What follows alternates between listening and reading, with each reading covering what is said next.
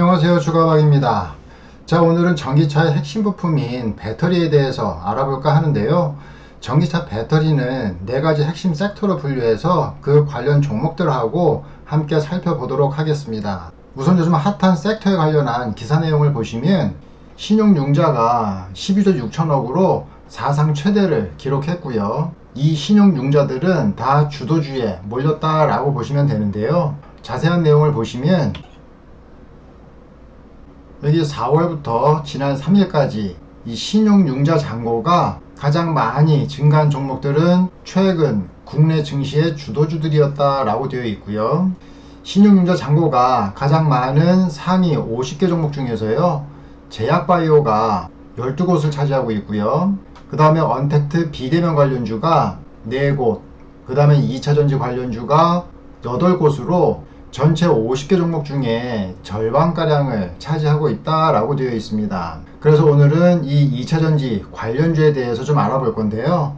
우선 그림 먼저 보시면 2차전지 안을 채우고 있는 게 전해질이고요. 그 다음에 여기 양극재가 있고 여기 음극재가 있습니다. 그 다음에 이 사이에 분리막이라는 게 있는데요. 이렇게 총 전해질하고 양극재, 음극재, 분리막, 지금 보시는 이 4가지의 핵심 섹터로 종목들을 분류해서 한번 살펴보도록 하겠습니다.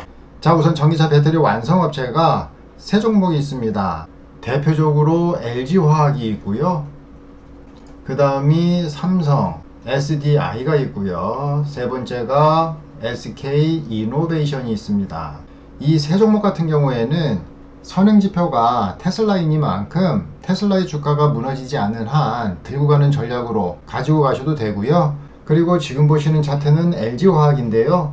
LG화학 같은 경우에는 이 전고점을 넘어서 새로운 고가를 만들고 있기 때문에 추세가 깨지지 않는 한 더 들고 가 보셔도 될 것 같고요. 삼성 SDI 같은 경우에도 이 박스권을 돌파를 해서 새로운 상승 출발을 하는 모습을 보이고 있는데요. 삼성 SDI 역시 보유하신 분들은 가지고 가는 전략으로 대응하셔도 좋을 것 같고요. 자, 그 다음에 SK이노베이션을 보시면 SK이노베이션 같은 경우에는 아직까지도 상승 중에 저항받고 있는 모습들이 보이고 있죠. 그래서 앞서 말씀드린 LG화학이나 삼성 SDI보다는 조금 더 느리게 갈 확률이 있는 만큼 전기차 배터리 완성 업체로는 LG화학과 삼성 SDI 이 두 종목만 관심 있게 보셔도 좋을 것 같습니다. 자, 그 다음에 전해질 관련주인데요. 전해질 관련주로는 첨보가 있습니다. 첨보도 여기 보시면 정고점을 넘어가기 위한 노력을 보이고 있고요. 그 다음에 여기서 보시면 저점도 좀 높이고 있죠. 저점도 한번 보시면 저점도 이렇게 높여가는 모습을 보이고 있습니다. 그래서 첨보 같은 경우에는 한 번에 이 고점을 뚫고 넘어가지 못하더라도 지금 이 상승 추세만 깨지 않고 지지받는다면 결국 돌파 시도가 나오지 않을까라는 생각이 드는데요. 일단 첨보의 흐름 나쁘지 않다라고 보시면 될 것 같고요. 그 다음에 동화기업도 보시면 동화기업은 이 정고점을 상당히 강하게 돌파를 했습니다. 그리고 조정받는 모습을 보이고 있는데요. 추가적으로 좀 더 조정을 받으면 그때 한번 관심 가져도 좋을 것 같고요. 그 다음에 후성이 있는데요. 자, 후성 같은 경우에는 정고점을 낮추고 있죠. 일단 추세는 하락 추세다 라고 보시면 되는데 이 밑에서 이평선들이 강하게 지지받을 가능성이 좀 있어 보입니다. 그래서 좀 더 횡보 후에 이 정고점들을 돌파하기 시작하면 그때부터 좀 관심 가지셔도 좋을 것 같고요.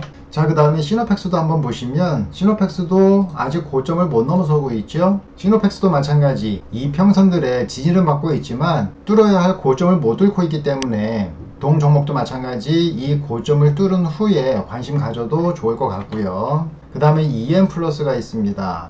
EM플러스 같은 경우에도 상한가를 한번 보내고 이 중간값을 지켜가면서 조정을 보이고 있는데요. 동 종목도 마찬가지입니다. 이 상한가를 보냈던 이 고점을 강하게 돌파하지 않으면 EM플러스도 관심 종목에만 넣어 놓으시고 지켜보시기 바랍니다. 자, 그 다음에 양극재 관련주들이 있는데요. 일단 대표적으로 LG화학이 있습니다. LG화학은 조금 아까 설명을 드렸기 때문에 넘어가기로 하고요. 그 다음에 LNF라는 종목이 있는데요. 이 종목 같은 경우에는 5일선, 11선, 21선이 상당히 높은 각을 만들면서 상승하고 있죠. 그 다음에 11선과 21선의 갭도 좀 큽니다. 그래서 LNF 같은 경우에는 지금 단타의 영역이지 들고 가는 매매를 하기에는 상당히 높은 가격이다 라고 보시면 될 것 같고요. 추가적으로 동 종목 같은 경우에는 11선이나 아니면 시장 상황이 안 좋아서 21선까지 밀리게 되면 그때 한번 관심 가져도 좋을 것 같고요. 지금은 단타 영역이라는 것만 기억하시고 보시면 될 것 같습니다. 자, 그 다음에 에코프로비엠이 있는데요.